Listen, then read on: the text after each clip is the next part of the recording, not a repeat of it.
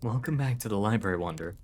Today we will wander again through the halls, over to Library Wing 1, the Hidden Nest, over to King Shash's Shelf, where we will pick up where we have left off before. The first book you see is rather small, but it seems to come from the future. It's written by Dragon of Elder. Names. When they started building it, they gave it names. Titan, Nimbus, Galaxy Class. As the plans were changed and expanded, new names were given. Deliverance, Hope's End, Traveler. As the ideas came faster, technology advancing to allow this single project, the names became longer. Systems Thief, Guardian of the Stars, Megalith. Then they stood back and saw the full extent of their task and became more serious. Infinity, Domination, Alpha. Then, as it was completed, they realized it could have no name. Nothing could define it. Nothing could describe it. It simply was. It could have no name, for none encompass its size, its power, and its purpose. It was the ship. Now knowing of the ship, and curious about what exactly it came from, and why it was built, you reach for the next book. The next book seems to be made of leaves and sticks. Definitely something natural. It's written by Swampy. The Maladies of Blikethus the Old. Once upon a day, the land ruled under its watchful gaze. The noble beast known as Blikethus wandered in a haze. In his youth this creature stood, tall and with thick fur, and broader than the rivers in late summer. His teeth flashed like the autumn leaves, his claws struck with a hard flash. Now, as he walks his youth, he feels grief. And when he climbs into tree, he is bound to crash. This beast was in search for the solace of a quiet place to rest his hooves, his old bones creaking like branches as he wanders through those woods. Down by a river slow he spotted the crane's bed, and with joy he laid down to rest his head. As he crashed into these grasses he fell with a thud, and all the vermin turned tail for water and tree. They jumped and springed and kicked up the mud, and did this all over Blikethus, not forfeiting any fee. They scratched and they kicked, leaving the giant's hide jank. And Blikethus, disrupted, decided to crawl deeper down the bank. The pests continued their running and disturbing yet more, and soon enough a menagerie of predators broke from their doors. Wolf, fox, salamander, and bird all flashed their fangs to feast on the chaotic haste. They chased the vermin and ripped apart the herd. The predators barked and spat as they made their chase. As they shot and they yelped, poor Blikethus couldn't help but fret, as he fled once more yonder crevice, making perhaps a quieter rest. But yet his solace did not come, as the man of the woods emerged from their home. They moved quickly and silently, not a sound surrendered them as they combed. Suddenly their yellow eyes glowed sinister through the thicket, and they deftly leapt into the fray with hands of claw and blade.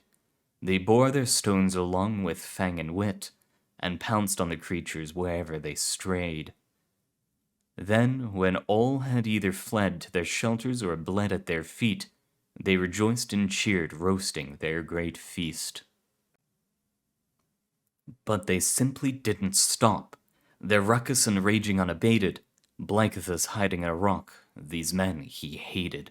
He pawed at his ears, for the noises upset he, but they grew ever louder, rejoicing their great bounty. Finally Blikethus cried out, "Damn these fools! How they bleat, polluting my slumber with loud tools. How can an old beast like me, eyes blind as pearls, find peace in this loud, fast world?" Hearing his plea, it favored a glance, and its majesty climbed down to Blikethus' fortunate chance.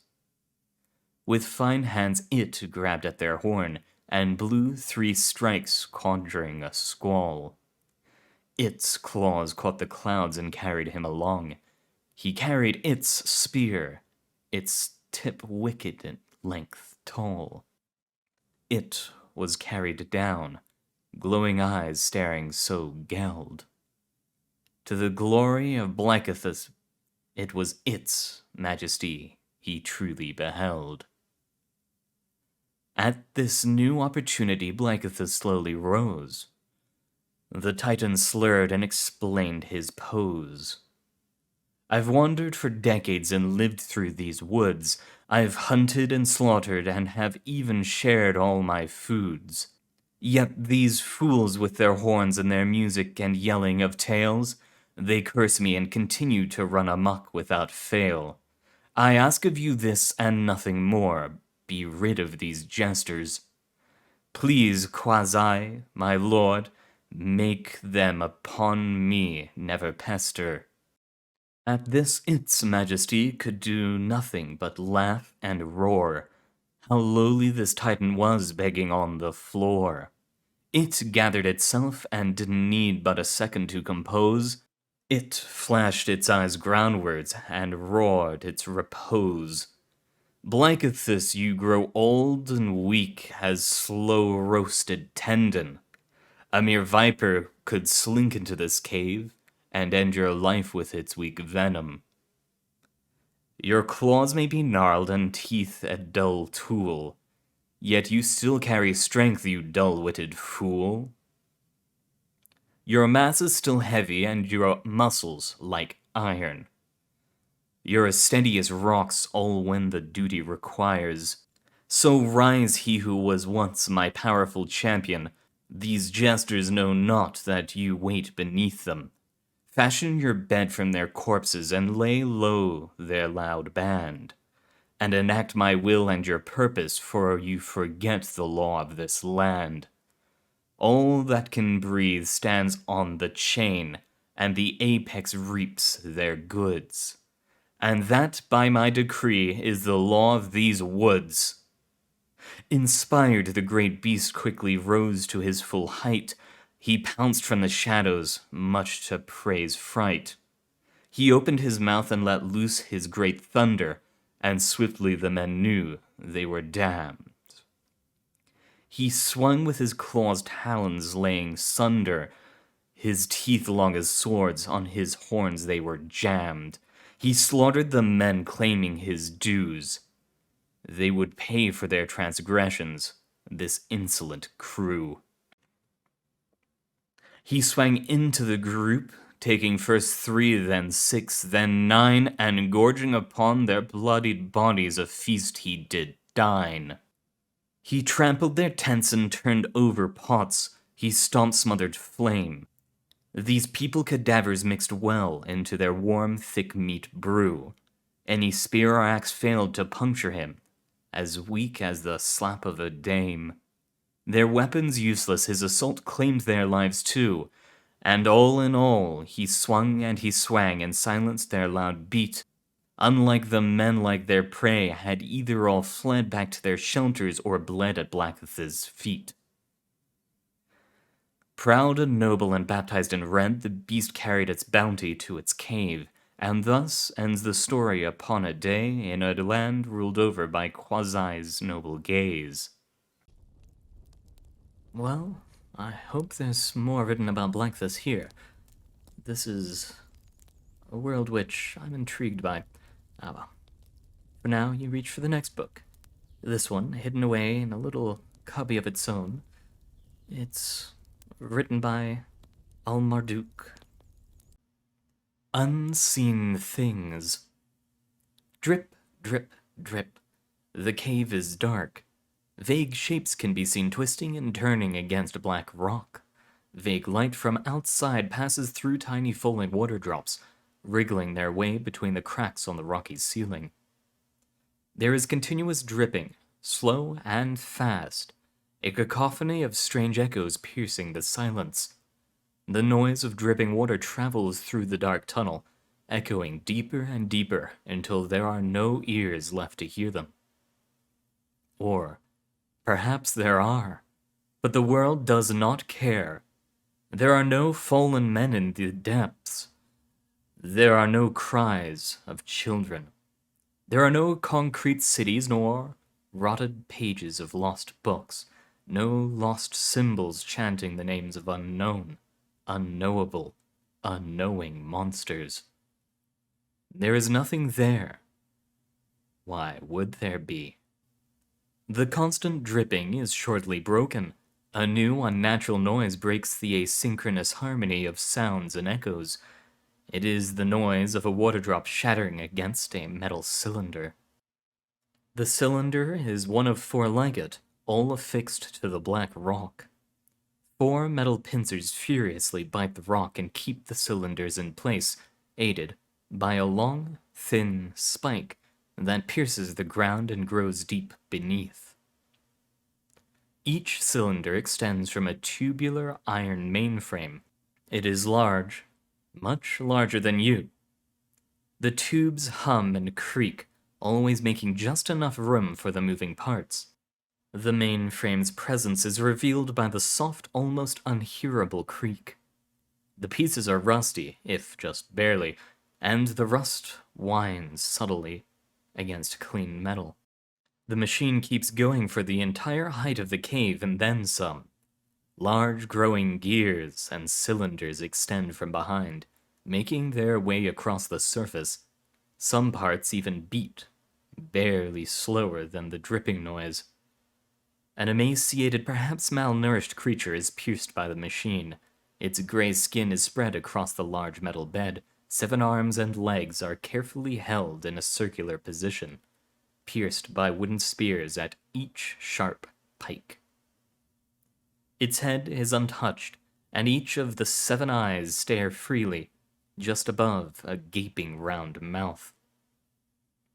There isn't much to look at. The walls of the cave are black, of course, but each eye is focused, tightly fixated on something. What does it see? It sees the round, jagged opening just a few meters to its right that leads outside, that leads to the sea.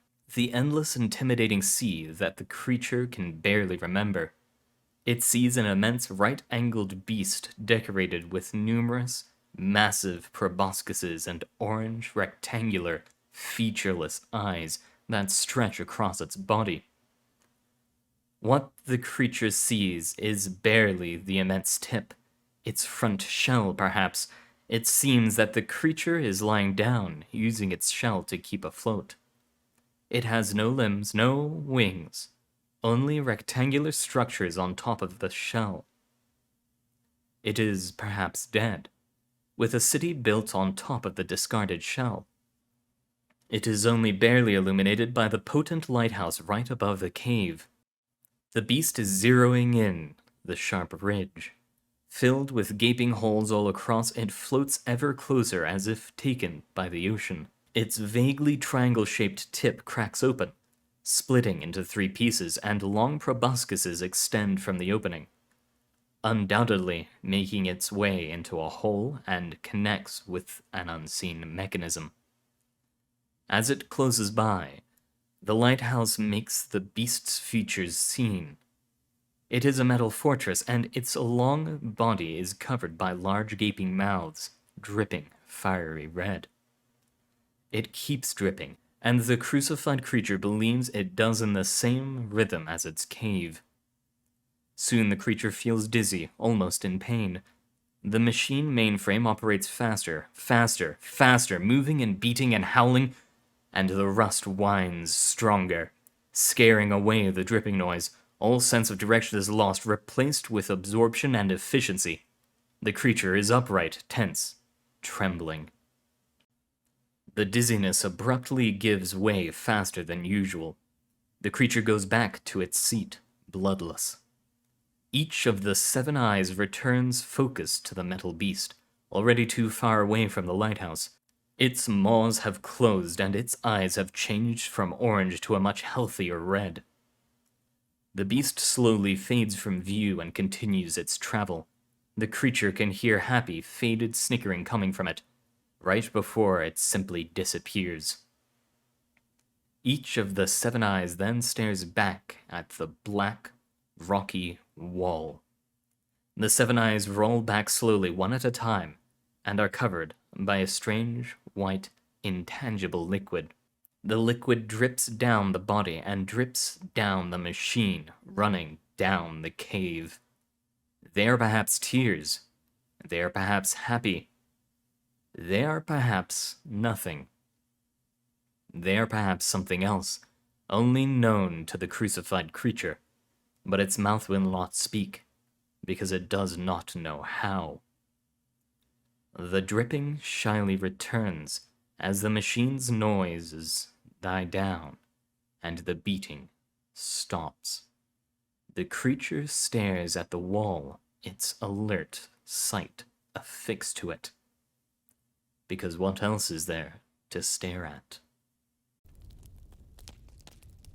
I do not know what that is, but I simultaneously never wanted to escape, but also cannot wait for it.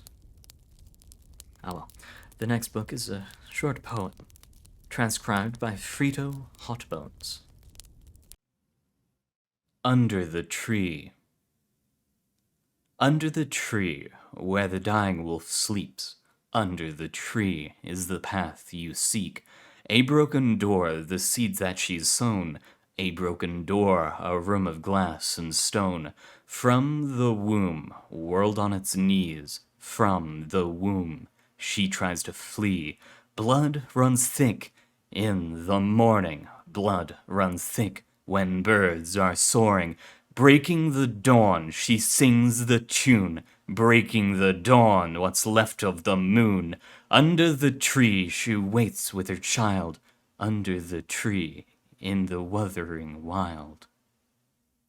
Under the Tree, page 3 of The Wuthering Wilds, by Herman van der Volk.